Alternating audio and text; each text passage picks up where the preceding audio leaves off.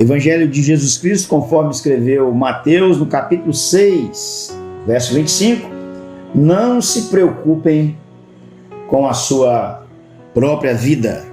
Não andeis ansiosos com o que vocês devem comer, beber ou vestir. A pergunta é: será que existe preocupação legítima e ansiedade? Será que toda preocupação é ansiedade? Eu lhes afirmo que não. Mas toda ansiedade é fruto de uma preocupação excessiva. O Senhor Jesus orientou os seus discípulos que eles não deveriam viver ansiosos. A palavra é clara: não se perturbe o coração de vocês. Creiam em mim, creiam em Deus, creiam também em mim. Na casa do meu Pai há muitas moradas.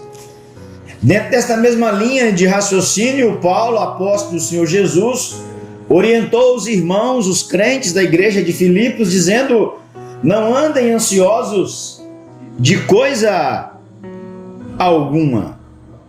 Logo, nós então precisamos distinguir e fazer a diferenciação entre a preocupação normal que você tem, que eu tenho, que nós temos, que é do ser humano, e a preocupação que é pecaminosa, que leva à ansiedade. E precisamos observar à luz da Escritura, da bendita Palavra de Deus, que a preocupação pecaminosa é que eu e você precisamos, para vencê-la, precisamos estar num relacionamento vital com Jesus Cristo. Em outras palavras, o que eu quero dizer é que para você vencer a ansiedade, você precisa relacionar com Jesus, ter uma vida com Jesus, um relacionamento vital com Cristo. Esse é o fundamento essencial para qualquer outra coisa que viermos a fazer para vencer esse problema. Veja que Jesus, ele introduziu o seu ensino aqui em Mateus capítulo 6, verso 25, com estas palavras: portanto, eu lhes digo. Quem era esse lhes aqui do texto? A quem se referiu Jesus? Se você olhar para o capítulo 5 do Evangelho de Mateus, versos 1 e 2, onde Jesus começa o seu sermão do monte, encontramos Jesus, diz a Bíblia, se assentou, seus discípulos aproximaram-se dele e ele começou a ensiná-los. Jesus estava ensinando seus discípulos, aqueles que creram nele, quando ele disse: não se preocupem. De igual modo, quando ele disse: observai as aves do céu, o Pai Celestial as alimenta, Mateus 6, 26. Ele estava falando às pessoas que tinham uma relação correta com Deus, que haviam se tornado filhos e filhas do Pai Celestial. É importante que eu ressalte, que eu diga, que eu coloque ênfase, que nem todo mundo é filho de Deus. Quando é que uma pessoa então ela é filha de Deus? De acordo com o Evangelho de João, capítulo 1, o verso 12, nós nos tornamos filhos de Deus quando recebemos Cristo como Senhor e como Salvador das nossas vidas. Ninguém é filho de Deus se primeiro não fizer um conserto, se primeiro não viver para Cristo, se não nascer do Espírito, se não nascer do alto, se não experimentar um novo nascimento. Não é filho de Deus, é apenas criatura. É João quem diz isso. A todos quantos o receberam, ele deu-lhes o poder de se tornarem. Se deu é porque não tinham.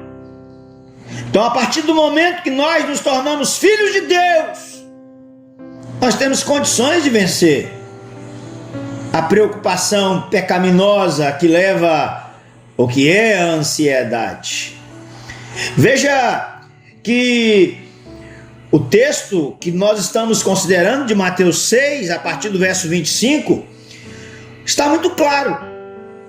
Veja as palavras de Jesus. Bom, se o Senhor veste assim os lírios do campo, não vestirá muito mais a vocês, homens de pequena fé? Observe que Jesus não disse no texto, você que não tem fé.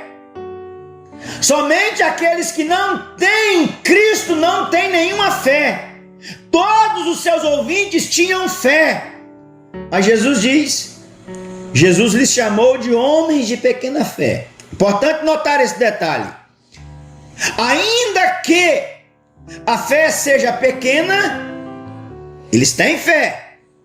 É diferente de quem não tem nenhuma fé. Então, a estes que Jesus direcionou, a estes que Jesus falava, ainda que detentores de uma pequena fé, eles possuíam fé. Em João, por exemplo, capítulo 16, verso 33, a Bíblia diz assim: eu lhes disse estas coisas, para que em mim vocês tenham paz. Jesus estava falando a seus discípulos, em mim. É uma expressão que significa em união comigo. Visto que seus discípulos foram unidos a Ele pela fé, eles podiam experimentar a sua paz. Como bem afirmou o apóstolo Paulo em Filipenses capítulo 4, verso 7, que a paz de Deus guardaria o coração e a mente daqueles crentes em Cristo, daqueles que possuíam fé em Cristo. Essa paz só é possível se estamos vitalmente ligados a Jesus Cristo. Quando Cristo pagou a penalidade do nosso pecado com a sua morte na cruz, Ele tornou possível que fôssemos justificados pela fé. Disse Paulo, escrevendo aos Romanos, no capítulo 5, verso 1, tendo, pois, sido justificados pela fé, temos paz com Deus por nosso Senhor Jesus Cristo. Por causa da obra que Cristo realizou e continua realizando em nossa vida, podemos ter paz. Pois é Deus quem efetua em vocês, tanto querer quanto realizar, de acordo com a boa vontade dele. Filipenses capítulo 2, o verso 13. A maravilhosa implicação disso é que a paz não depende de nós. Não importa qual tipo de personalidade nascemos, nem o tipo de paz que tivemos, nem aquilo que ocorreu conosco há tempos idos. Não, isso não importa. A Bíblia diz, a minha paz lhes dou. Jesus prometeu a seus discípulos em João capítulo 14, verso 27, essa paz não é dada a mim e a você por causa da nossa personalidade, do lar feliz ou infeliz, da vida fácil ou difícil. É a paz de Deus, a paz que ultrapassa toda a compreensão. Jesus Cristo pode nos dar esta paz independentemente da nossa disposição natural ou personalidade, da criação que recebemos e das nossas presentes circunstâncias. Em Romanos, capítulo 15, verso 13, o apóstolo Paulo disse que o Deus da esperança os encha de toda alegria e paz por sua confiança nele. Paulo sabia que era possível que todos os crentes experimentassem alegria e paz em Cristo, não por causa do que nós somos, mas por quem Cristo é. É triste, é lamentável às vezes pensarmos que nós não podemos experimentar esta paz porque somos vítimas da nossa própria personalidade, da infância que tivemos, das circunstâncias que estamos enfrentando. Há muita gente que acredita e está condenada a viver uma ansiedade crônica por causa disso. Isso não é verdade. É fato que não podemos por nossa própria força, mas pelo poder de Deus, qualquer pessoa que nasceu de novo pode ter paz. Não somente precisamos de um relacionamento com Cristo, mas também que esse relacionamento esteja em crescimento. Nosso relacionamento com Ele é pessoal e precisa desenvolver e mudar ao longo da nossa vida. Não podemos continuar a vida inteira como crianças dependendo de leite. Meu relacionamento com Jesus precisa crescer, desenvolver todos os dias.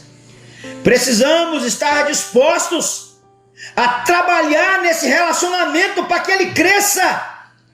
Isso requer nosso esforço diário. Precisamos permanecer ativamente em Cristo, andando com Ele e tendo com Ele comunhão.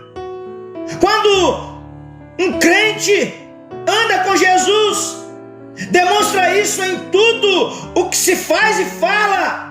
Há uma serenidade identificável na vida da pessoa que está andando com o Senhor Jesus, porque a paz de Deus está operando nela. Portanto, o fundamento essencial para experimentarmos a paz de Deus é ter um relacionamento vital e crescente com Jesus, nosso Senhor, nosso Salvador, nosso Redentor.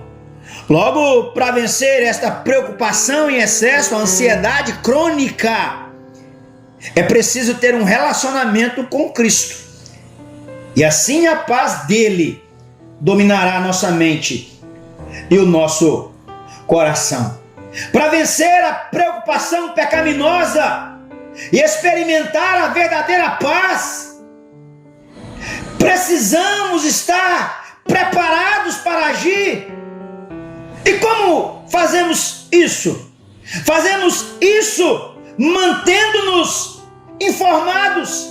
Em outras palavras, precisamos estar atentos para detectar certos sinais em nossa vida. Por exemplo, a Bíblia diz em Lucas capítulo 21, 34: tenham cuidado para não sobrecarregar o coração de vocês de muitas coisas, dentre estas, ansiedades da vida. Pedro, apóstolo do Senhor, escrevendo sua primeira carta, no capítulo 5, verso 7, verso 8, fala de lançar sobre ele, Jesus, toda a nossa ansiedade, porque ele tem cuidado de nós. E ele disse: estejam alertas e vigiem. É importante que estejamos vigilantes, sempre atentos a qualquer sinal de perigo, à espera de qualquer tentação, de nos preocuparmos de modo pecaminoso. É claro que para fazer isso, precisamos saber o que devemos esperar.